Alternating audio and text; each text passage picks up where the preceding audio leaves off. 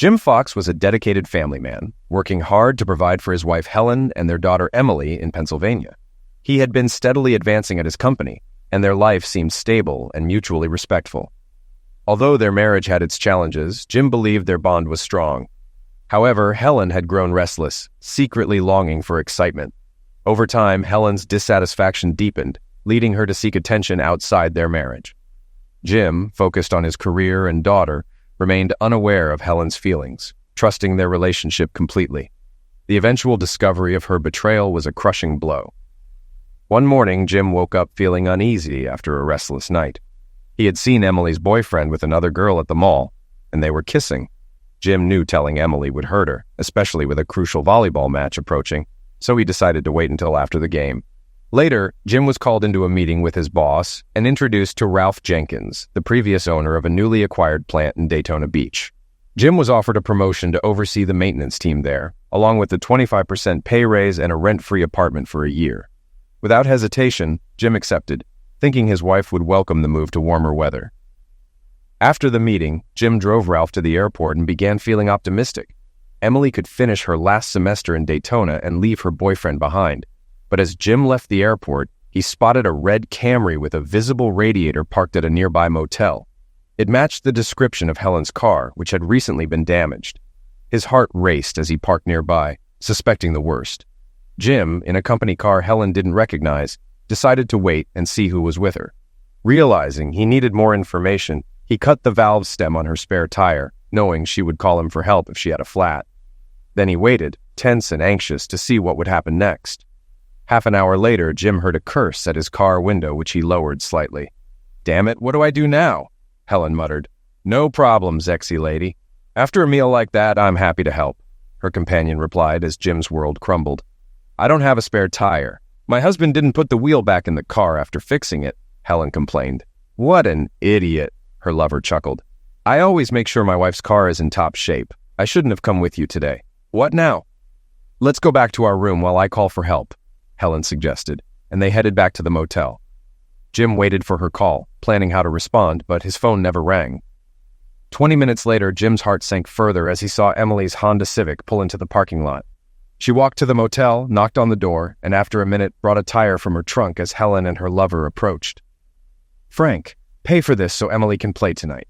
She needs to stay focused," Helen said. "Thanks, Mom. If you cared, you'd have dressed before I arrived.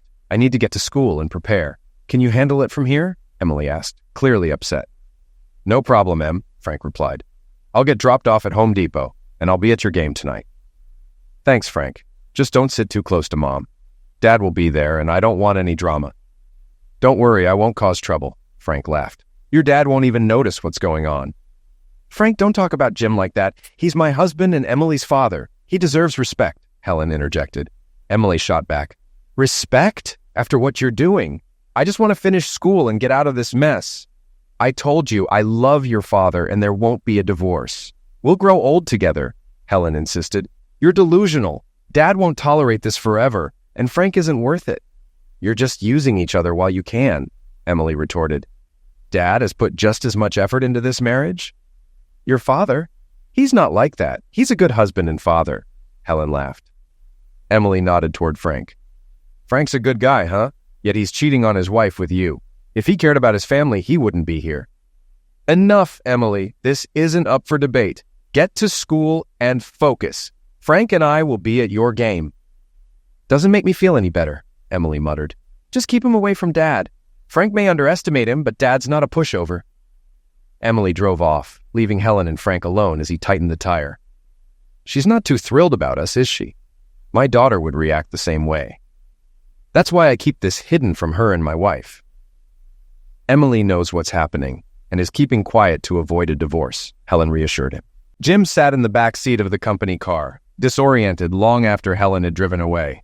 Discovering her affair was painful, but learning that Emily knew and accepted it devastated him. He remembered Emily's volleyball match was about to start, and for the first time in her high school career, he would miss it.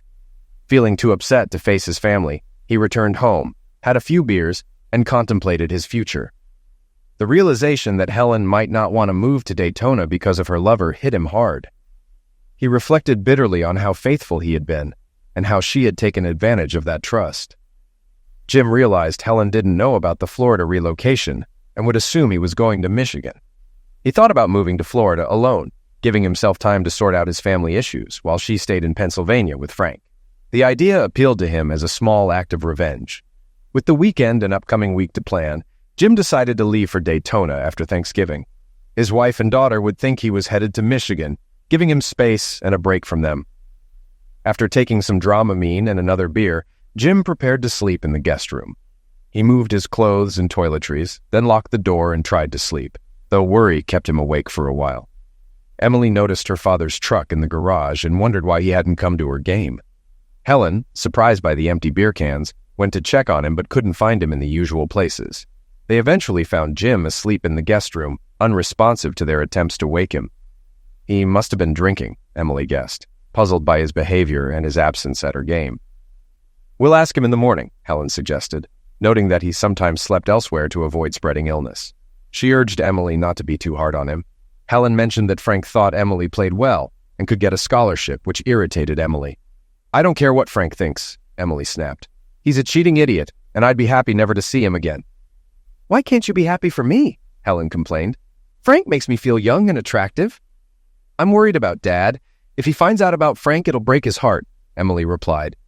"That's why he can't find out," Helen said. "I give your father all the love he needs. Frank just gives me something extra." "Keep telling yourself that, Mom," Emily said. "But if you keep this up, Dad will find out, even if it's not from me." "He won't suspect anything if you don't tell him," Helen insisted. "Your father completely trusts me." At 5 a.m., Jim woke up, quietly dressed, and left the house. After finishing breakfast at IHOP, his phone rang. "Jim, are you okay?" Helen asked, worried. "You missed Emily's match last night, and this isn't like you." "I just decided to be unpredictable," Jim replied before hanging up and turning off his phone. Jim spent the morning packing his tools and belongings into his truck, preparing for his move. As the day went on, he became more confident about his decision to start fresh in Florida.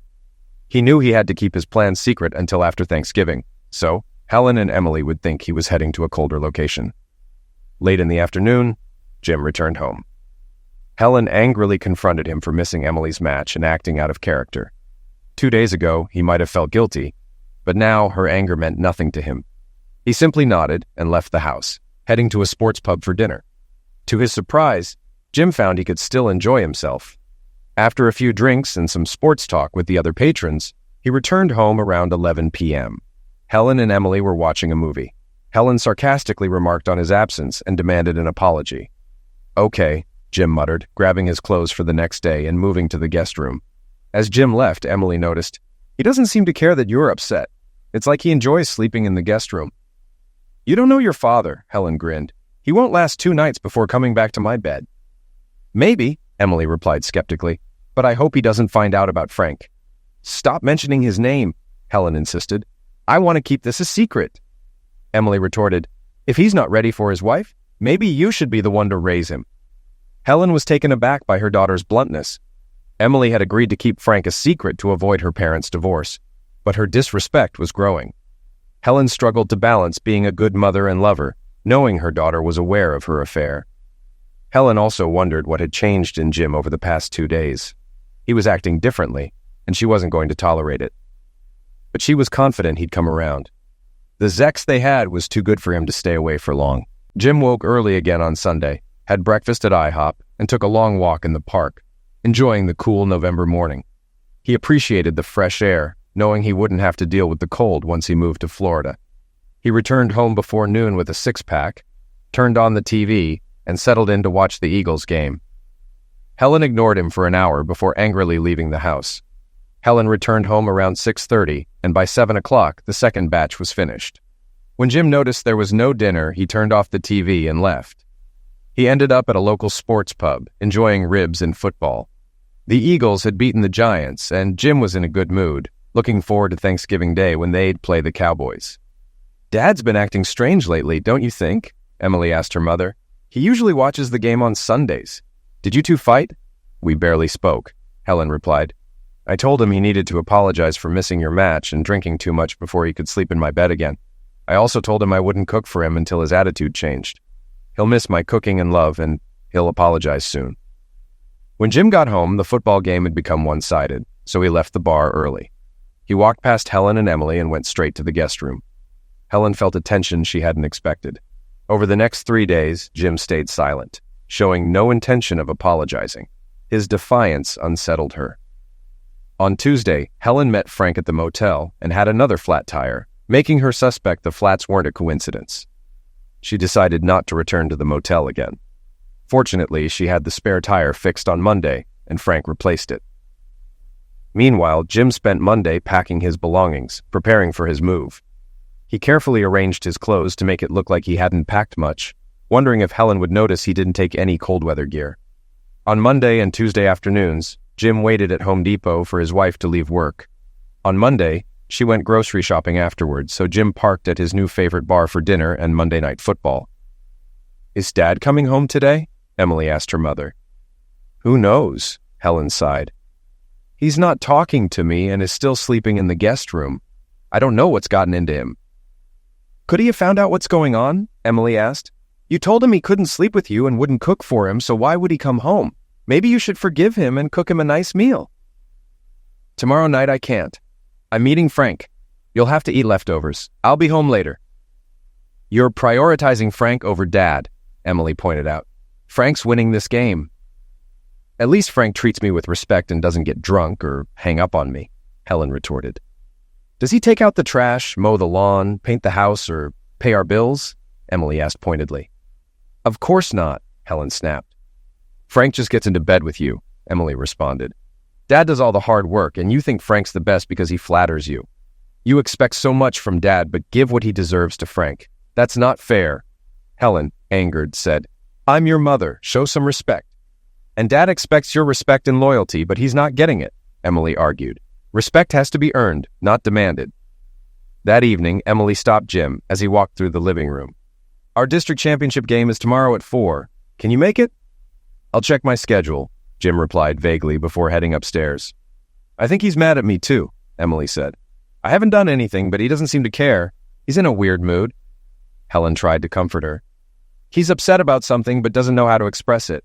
He'll come to your game tomorrow. Look, his truck is in the garage."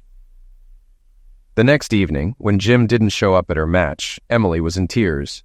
"He didn't want to come. Why is he mad at me?" "That's a good question," Helen said sadly. "Let's find out what's going on." Helen returned home around 6:30, and by 7 o'clock, another empty six-pack was on the counter, with no sign of Jim. "It's only 8 o'clock, Helen said, worried. "He can't already be in bed."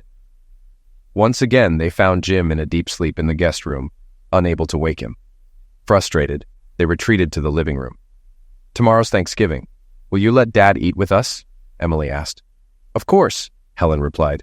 "His parents and mine will be here. This is his home, and I won't keep him away. Hopefully he'll be in a better mood by then. I invited everyone for 4. "Who did you invite, Mom? Please tell me it's not Frank." "Frank and his wife are coming.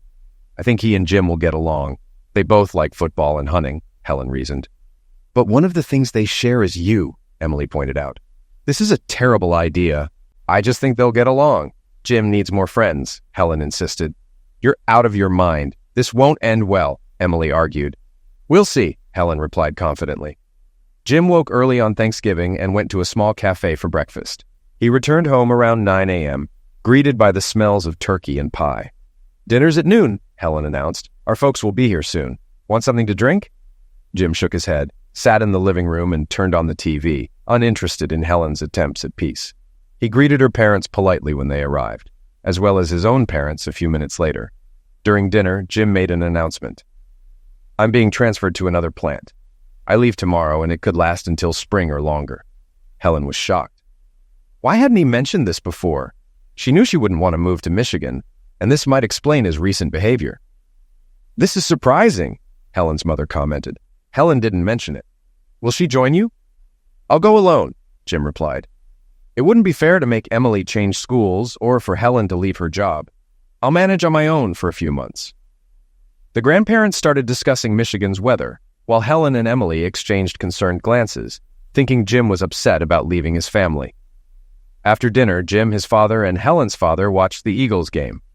Disappointed by their team's poor performance, They were half watching the pregame show for the next game when the doorbell rang. Jim didn't pay attention until Helen introduced a couple in the hallway. "This is Nancy and her husband Frank," she said, naming everyone in the room, with Jim last. Frank, grinning, walked up to Jim wearing a Dallas Cowboys sweater. "Hello, Jimmy. I've heard a lot about you," Frank said, extending his hand. Jim, who had held everything in, snapped. Without warning, he kicked Frank hard between the legs, then kneed him in the face, knocking him to the floor with a broken nose.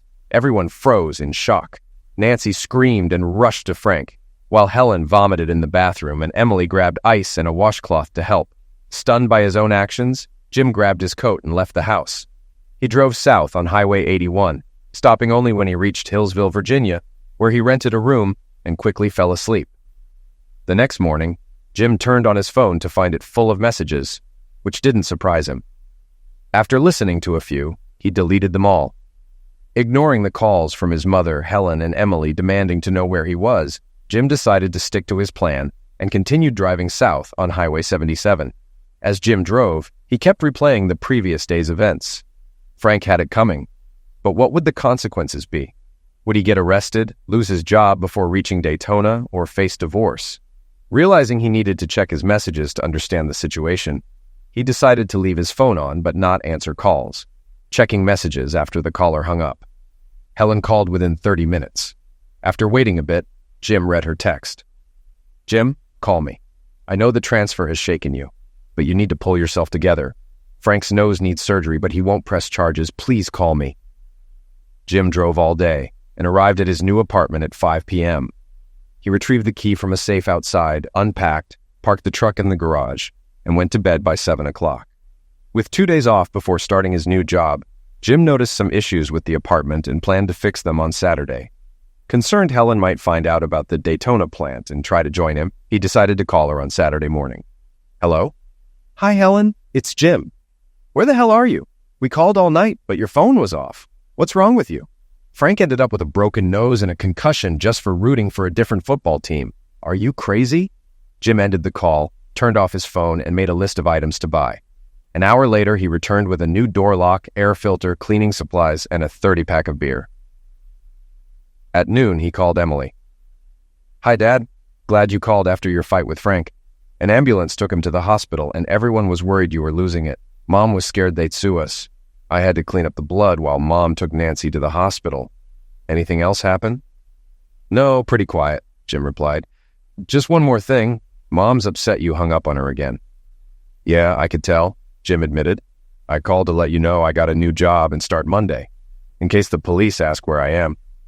"Don't worry," Emily reassured him. "Frank didn't press charges, though I think his wife wanted him to. The cops won't come looking for you. But why the secrecy about your transfer? Is that why you've been acting weird?" "The transfer made me rethink my life. I realized I need to respect myself to be respected. I've lost my way over the years, but I'm getting back on track." "Are you okay, Dad? Any health issues?" Emily asked, concerned. "Not exactly. You and your mom know what's going on," Jim said sadly. "Just tell her I'm fine and not to worry." "Okay, Dad. I'll call you sometimes. Will you answer?" Jim struggled with his anger toward his daughter. He loved her, but her disregard hurt. He didn't want her out of his life, even though he was still upset about the betrayal. "If you don't call while I'm working, I'll answer," he replied after a pause. "What about Mom? Can she call?" Emily insisted. "Will you answer?" "If she wants to call just to tell me off, she shouldn't bother," Jim responded quickly. "But if there's an issue with the house or family, she should call. That's fair, right?" "I'll tell her. Good luck with your new job and stay warm. Is it cold there now?" "It's better than I expected. Don't worry about the weather. I'll be fine. Goodbye." As soon as Emily put down the phone, Helen started asking questions. What did he say? Did he apologize? Is he afraid to come home? What did he say about me? "He doesn't seem scared at all," Emily replied. "He said no one would respect him unless he respected himself. That's why he cut Frank off and keeps hanging up on you. If you want to talk to him, you'll need to show more respect. He's the one who attacked a guest in our home over a t-shirt and keeps hanging up. Next time we talk, I'm telling him exactly what I think," Helen vowed. "That's exactly why he's hanging up. He won't listen to you if you're disrespectful. Frank is the only one benefiting from this unless you find more boyfriends," Emily retorted. "Why do you keep making these rude comments?" Helen asked. "Because you've been rude and disrespectful. Frank laughed at Dad, not just because the Cowboys beat the Eagles, but because he slept with Dad's wife. That's enough to drive anyone crazy, but Dad doesn't know, Frank was hinting. Helen disagreed. He knew Frank was being an idiot, so he put him in his place. You don't disrespect someone in their own home. Any man would be angry, even if he didn't know his wife was cheating, Helen argued. I'm done with this talk. You live under my roof, and you will show me respect. On Wednesday evening, Jim was by the pool when his phone rang. He saw it was Helen and let it go to voicemail. Later, he checked the message. Jim, I know you're screening my calls. Please call me back. We need to make decisions about the house. Who'll shovel the driveway? Should we sign a fuel oil delivery contract? Which company to use? Please call. Hearing no hostility, Jim decided to call Helen back. She had important questions, and he didn't want her or Emily to face any issues. Thanks for calling, Jim, Helen said calmly. I'm worried about the things you usually handle around the house. Now that it's snowing, what should I do? I'll make a list and email it to you, Jim promised. I should have thought of that. Helen then asked, Are you coming home for Christmas? Mom and Dad invited us for dinner, and your parents want to see us on Christmas Eve. It's awkward telling them you're not responding to their calls. I don't know my schedule yet. If possible, I'll come home. You can tell them that. But they need to be polite if they want me to answer their calls. Every message I get, even from my mom, is hostile, and I don't need that, Jim insisted. I'll tell them, but I'm not sure it'll help. They weren't happy about how you treated Frank or that you left afterward, Helen replied cautiously. So there's no point in me coming for Christmas, is there? I'm not showing up just to be treated like the bad guy. If they want me there because they like my company, that's different, Jim said. You can still come home, Helen said, surprising Jim with tears in her voice. Emily and I would love to see you. We'll try not to make any dumb comments. Do you miss making love to me? Jim didn't want to be physical engaged with Helen anymore after hearing her with Frank. But he replied carefully, I've always enjoyed making love. Every time was special to me. He didn't mention that it was because he didn't realize he was getting Frank's leftovers. I agree, Helen cried. You're the best lover in the world, and I miss you. Please come home for Christmas. Let's see if you can join us for the week. I'll check. They don't usually give time off on short notice, especially that week, but I'll let you know, Jim promised. I'll also email you the list of things to handle for winter. Helen smiled after hanging up. Is he really the world's best lover? Emily asked.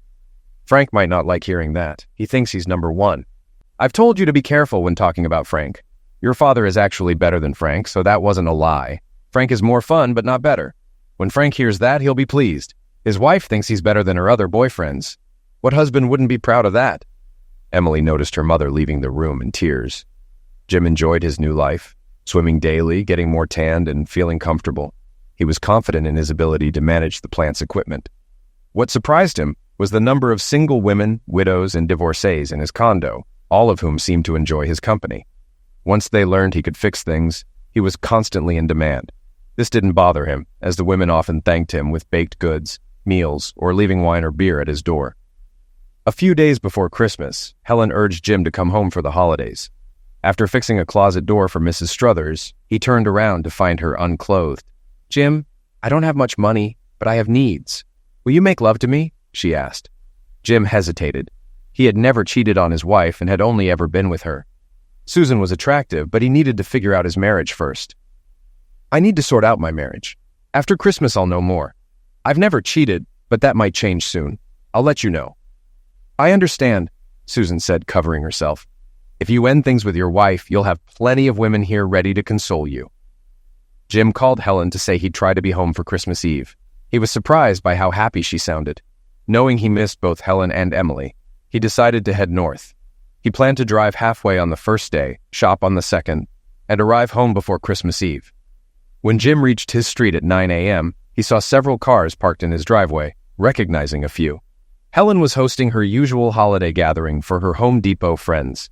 As he approached the door, he saw Frank in the kitchen. Anger flared, but Jim didn't want to ruin the holiday mood. He decided to enter through the basement and wait until Frank left. After dozing on an old sofa, Jim woke up 2 hours later. Hearing nothing from upstairs, he peeked outside and saw only one car left. Curious, he went to the front door and saw Helen and Frank in the kitchen. Frank kissed her and touched her bosom, reigniting Jim's anger. He resisted the urge to attack. knowing he couldn't get away with it again. Instead, he planned to sneak upstairs, take pictures, and then leave for Florida. Jim entered the house, climbed the stairs quietly, and hid in the guest room. He turned off the lights and waited. Helen eventually went to the master bedroom, and Jim heard the shower turn on. He guessed she was preparing for Frank. Jim turned off the hallway light and waited in the darkness, knowing Frank would be visible in the dim light from the street. When Frank was almost at the top of the stairs, Jim kicked him in the jaw, sending him tumbling down like a bobsledder. Frank landed at the bottom, motionless. The water was still running, and Helen hadn't heard anything. As Jim's anger faded, he realized that if Frank was dead, he was in serious trouble. Jim hurried down the stairs, stepped over Frank's body, and left the house.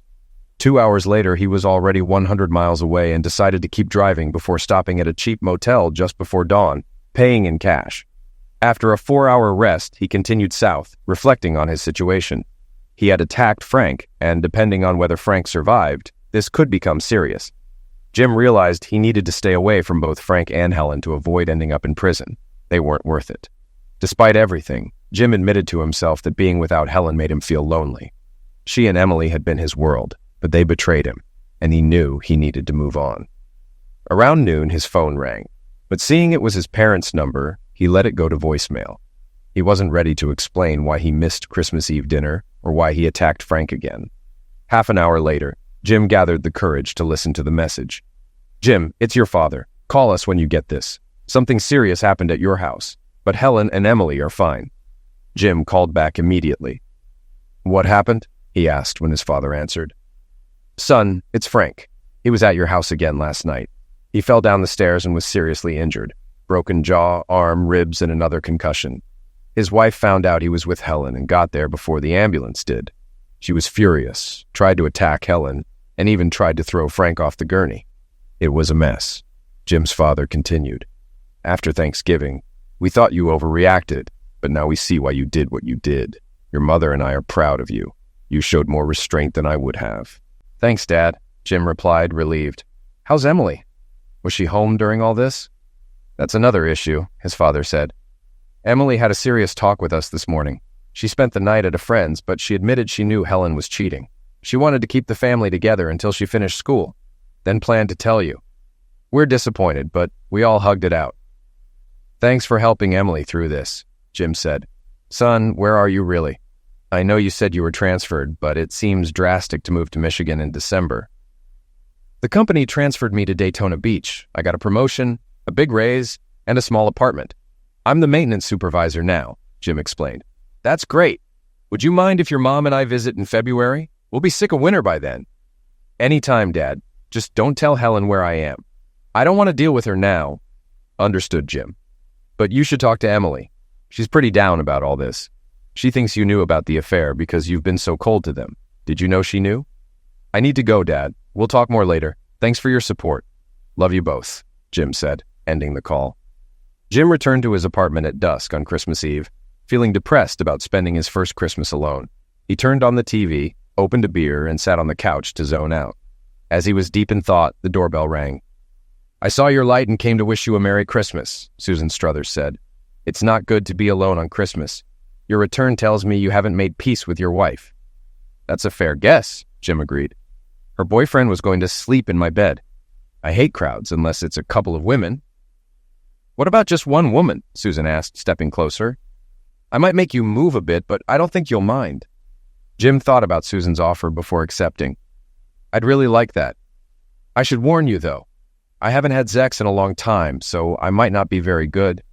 Otherwise, my wife wouldn't have looked elsewhere." "I doubt you're the problem," Susan replied.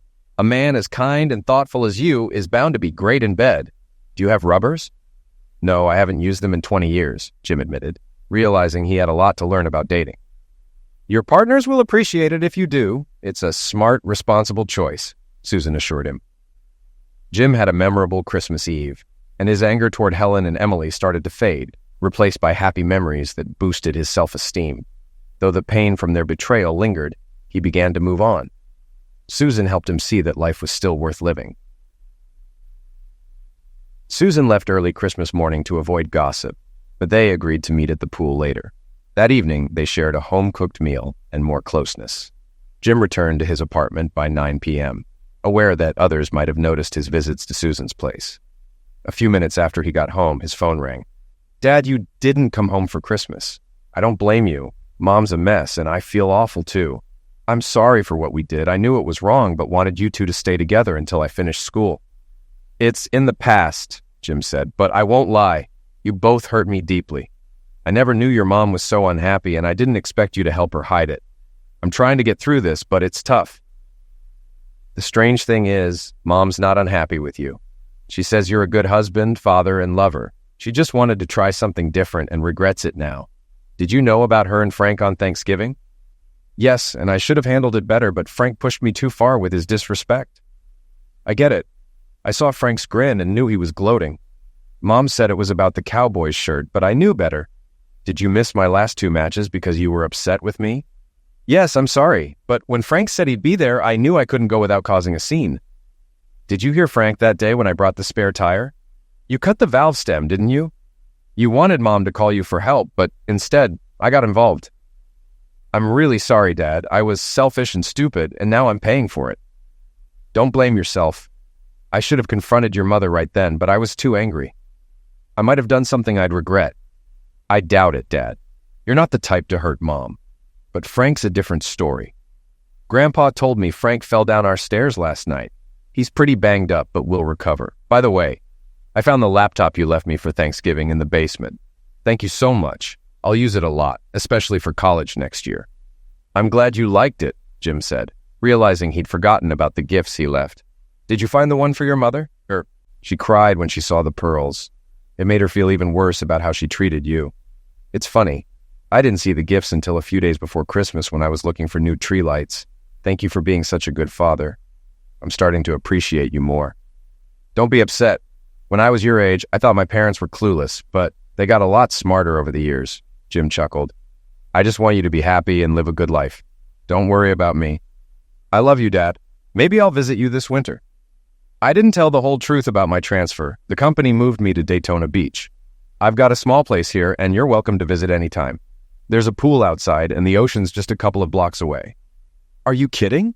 If Mom and I knew that, we would have gone with you. But I get it. We didn't deserve to be with you after all we did. I don't blame you for not telling us. We lied to you, so you had the right to keep something from us. This will really hit Mom hard. You don't have to tell her, but it's not a secret anymore. I'll email her my address so we can sort out the divorce without me having to go back." "I was afraid to ask. Are you divorcing Mom? I get it, and I don't blame you. I warned her about Frank, but she thought you'd never find out. I wish things had turned out differently. Good night, Dad. I'll try to visit." "Great. Good night, and Merry Christmas." Emily had just put her phone away when her mother entered the room. "Did I hear right that your father isn't in Michigan? Where is he, and why did he lie to us?" "He's at his company's new plant in Daytona Beach," Emily replied. "He didn't lie. He said he was being transferred. We just assumed it was Michigan. He didn't tell us because he was there when you called me to bring the spare tire to the motel. He heard everything and knew who you were with. He didn't feel obligated to consider us." "Why didn't he say anything then? Was he afraid of Frank?" Helen asked. "Afraid of Frank? Are you serious?" Emily shot back. Dad wiped the floor with Frank. "Frank's no match for him in a fight or in raising a family. You always try to find faults in Dad to justify your actions. You'd better not treat your next husband the way you treated Dad." "Next husband? What did your father tell you?" Helen asked, alarmed. "He's done with your lies and deception. He's considering divorce, just like I warned you he would. I don't want a divorce. I don't even like Frank. None of this would have happened if he hadn't fallen down the stairs," Helen whined. "Didn't you listen? You were doomed the day I brought you the spare tire at the motel. Dad was there, saw everything, and knew how much we disrespected him. He knows you lied, cheated, and by Thanksgiving, you were already a divorced woman in his eyes. Frank isn't to blame. You are. Maybe now that Frank's wife is divorcing him, you two can be together," Emily suggested. "I don't want Frank. I want Jim back," Helen sobbed. The next day was even worse for Helen. Emily called her father to explain the latest issue. "Mom got a letter from the health department. Frank has an STD, and now Mom has to get tested and inform everyone she's been with. You're on her list, and you'll get a letter soon." "Wow, I should have seen this coming. I'll make an appointment today. Thanks for telling me right away. I appreciate you looking out for me. I was lost for a while, but I'm back on track." Take care, Dad." Jim immediately arranged for a checkup and was relieved that Susan had been careful enough to prevent the spread of anything Helen might have passed on. On his way home, he bought a variety of rubbers and filled a bowl with them, placing it on his bedside table. He vowed never to risk spreading a preventable disease. As time passed, Jim got his test results and was pleased to learn he was healthy. His free time was filled with requests from the women in his condo to help with various tasks. He became more popular, and one evening Susan admitted she had mentioned his skills to a couple of women. Word spread, and Jim found himself regularly refilling his rubber bowl. The women who visited appreciated his concern for their health, which only enhanced his reputation. One afternoon before Easter, Jim was surprised when Emily showed up with a small suitcase. Before he could speak, she hugged him tightly. "I'm so sorry, Dad. Please forgive me and let me stay for a few days. I'll leave if you want." Jim, surprised but happy to see her, said, "You're always welcome here. Come on, I'll show you the room. You look all grown up." "I told you I finally filled out in all the right places," Emily laughed, turning so he could see. "I'm the same bra size as Mom now, though it probably fits me better. Mom's getting pretty thin. I hitched a ride with the Shears. They're headed to Orlando and dropped me off. I knew you'd let me stay. It's spring break, and I'll only be here for 4 days before heading back to the cold. This place is great. I guess you like living here." "It's smaller than our house, but it has everything I need, including a heated pool right outside," Jim said as Emily looked around. "Looks like you're getting everything you need," Emily laughed, spotting the dish of rubbers in his bedroom. "Good for you, Dad.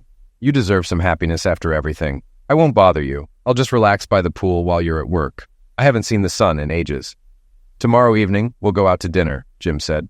"There are some great places here. Ribs, steak, seafood, you name it. I'll take you to a spot where the guys from work hang out so they can see how gorgeous my daughter is." The next evening, Jim and Emily sat at the rib joint and had a great time. "Why did you forgive me, Dad? I don't know if I would have if I were you. It was a huge mistake to help Mom with her infidelity. I hate myself for it, and I'm truly sorry." Jim replied, "I'm much happier with you around than without you. In that sense, I'm selfish. It makes me happy, and now it's become one of my life's goals." "I'm glad you feel that way. I hope you're always happy I'm here," Emily said sincerely. "We were always close, and I hated myself when I realized I pushed you away. Do you think you'll ever forgive Mom? She's not doing well without you. She's lost weight and rarely goes out. When rumors spread that Frank had an STD and that his partners needed testing, half the store employees were terrified. Frank seems to have gotten it from a new cashier, infecting a lot of people. Mom was the only manager on the list, which was awkward for her. Your mother and I agreed to be partners, Emily. Partners should be honest with each other. They need to trust each other, Jim admitted. I don't trust her anymore. I understand, especially after meeting your harem at the pool today. It was awkward having so many women ask me about you. From the way they talked, I knew at least 4 were sleeping with you. My dad owns a condo, Emily smirked. Seriously, they all think you're a sensitive, honest, attractive man who's pretty good in bed. I'm not sure about that. I have a few friends who visit now and then. I don't think they see me as anything special. It's more like I'm just available, Jim said modestly. Mom made a huge mistake, Emily said. Can I come here after I finish school and look for a summer job? I'm thinking about going to college nearby. Can I stay with you? Can I spend weekends and holidays with you? It's too far to commute to work, and Mom and I don't get along anymore. We're not close. Her betrayal hurt me more than I realized at the time. Jim eagerly agreed to Emily's request. He felt much happier spending time with his only child. He enjoyed watching her grow into a woman. They spoke several times a week after she returned from spring break. She insisted he not attend her graduation, but he promised to go to Florida the next day. On Sunday afternoon, Jim opened the door to greet Emily. When he saw Helen, he was stunned, unable to think or move for what felt like minutes, though it was only 10 or 15 seconds. He regained some composure. Come on in, Helen. Can I get you a drink? Jim asked automatically, trying to figure out why she was at his door. Thanks, Jim. That would be great, Helen said. Jim followed them into the kitchen, poured them some iced tea, and sat down as Helen took her seat on the other side of the table. I came to pick up Emily. She told me she's living here with you. I've changed jobs and moved to Dayton. We need to figure out what to do with the house, Helen explained. You never filed for divorce and we haven't spoken, so I'm not sure what you want to do. What made you decide to move here? Jim asked, surprised. So what do you think will happen? Helen joked. I think I'll stop freezing every winter. With Emily in college in Florida, I have nothing to do there but gossip. I'm not sure what Emily told you, but your parents don't talk to me and mine aren't any better. I've let down a lot of people, including myself, but mostly you, Helen admitted. I can't ask for forgiveness because my actions were unforgivable. I'm looking for a fresh start where people won't mock me for having a pop. By the way, I'm glad I didn't pass it on to you. I think you'd stopped having sex with me by the time Frank gave me that gift. I'm responsible for what happened to us. I tried to blame you. Then there was Frank, the girl who infected him, even the man who wrote the letter. Frank went down. I realized it was all on me. I ruined my life and tried to ruin yours. If you hadn't found out, you would have appreciated Frank's little gift for me. I've come to regret what I did. I'm not sure how I thought it was normal at the time, like I was entitled to a fling. I even dragged Emily into this, and I'll never forgive myself for that. I nearly destroyed her relationship with her father because I was a selfish brat. I kept telling myself Frank was an idiot and this would end badly, Helen admitted, but I didn't listen. I'm so glad you welcomed her back into your life. Your love and approval mean the world to her. It meant a lot to me before I lost my way. Now that I don't have it, I'd do anything to get it back. I think we should make a list of things to sell and split the money. I assumed you had already filed for divorce. Isn't Frank single now? Jim asked pointedly. That's what I've heard. But if you mean do I care about that idiot, then no, I don't. I'm a fool, but not so much that I'd get Frank to divorce me, Helen replied. I thought you had already divorced me. I've given you plenty of reasons, Jim said. I'm pretty content with what I'm doing here. You know how much I hate change, and divorce can be pretty disruptive. We should discuss this now, shouldn't we? I guess so. If it's up to me, I'd like to stay married, but my past actions don't really support that, do they? I know you're too good a man to stay with a lying, cheating wife. I knew it all along, but I kept telling myself he'll never know. Where are you staying tonight? Helen asked. We've got time. We can talk about selling the house and everything else in the next week or two. I'm going to find a motel when I leave here. I noticed one near Highway 95. It's pretty close to Home Depot, Helen said, mentioning that she would start working there in a week. Emily went grocery shopping to give us some time to talk, but she'll be back soon, and I need to go. Emily's room has 2 single beds, Jim suggested. You could stay there if she doesn't mind. Won't that make you uncomfortable? I know I'm not her favorite person right now, and I deserve that. I'll be fine. If Emily doesn't mind, we'll ask her when she gets back, Jim replied. Emily didn't mind sharing a room with her mother for a while. Over the next few days, the 3 of them started falling back into the routines they had shared for years. Jim stayed away from the pool and the other women while Helen was living with him. He didn't want to hurt her. A few women came to the pool and asked, "When are you leaving?" Helen began one evening after Emily had gone to a concert. They always talk about your big bowl of rubbers and which ones they like best. It's actually pretty funny when you think about it. They stopped just short of telling me I ruined their Zek's lives. Have you really pleased 4 women, Jim? I'm impressed. Too bad I didn't make an impression on you before I met Frank, Helen added. Jim lost his temper. I'm not going to apologize for making these women happy. None of them are married, and they know I'm not looking for commitments. I try to give them as much pleasure as I can, and they enjoy it. How about some fun with me? Helen asked. No strings attached. I feel like I owe you for taking such good care of me after what I did to you. Jim insisted he wasn't the same guy she remembered. I'm more demanding and assertive now. I tell these women what I want, and they seem to like it. I never let them stay more than one night. So stay with me for one night. I can handle whatever you want to do. It will make me feel better about what I did, and I'll do my best to make you feel even better, Helen promised. Jim thought about her words for a few minutes before making a decision. 10 minutes later, they were unclothed on his bed. My God, Helen gasped, trying to catch her breath. That was amazing. You've learned some new tricks. Thanks, Jim. Helen was moving her clothes from Jim's room to Emily's when she heard Emily's voice. You two are loud enough. I'm glad you're done so I can get some sleep. Helen stayed with Emily and Jim during the summer. She slept on Emily's second bed and visited Jim often. She frequently told Jim he was the only man she'd ever be with. Jim just nodded in agreement. After the first night, Jim noticed Helen often counting the rubbers in the bowl. He realized she was trying to give him everything she had, keeping him from being with the other women in the building. Helen didn't like that her shift ended at 10 p.m. and Jim came home at 5. At least twice a week, she would come home to find fresh sheets on his bed and a couple of rubbers missing, since she had to leave for work at 2 p.m. She spent most of her mornings by the pool. The other women weren't mean to her. It was clear they all knew her marriage was on the brink and that she had caused the damage by cheating. Helen knew that when one of the women made a comment or asked a question, it was a hint. "Helen, did you pick out the new blue bedding for Jim's room?" Susan Struthers asked one morning. "It goes nicely with the curtains and carpet, doesn't it?"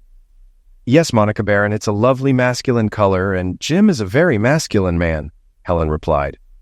"Jim, you don't want these women in your bed," Helen complained that night. "I'll give you as much Zex as you want. Aren't I enough for you?" "Exactly," Jim replied. "I won't see any of these women again." "Then why are there 2 rubbers missing from the bowl today? How does everyone know the color of your bedding?" Helen asked. "I honestly have no idea," Jim said with a smile.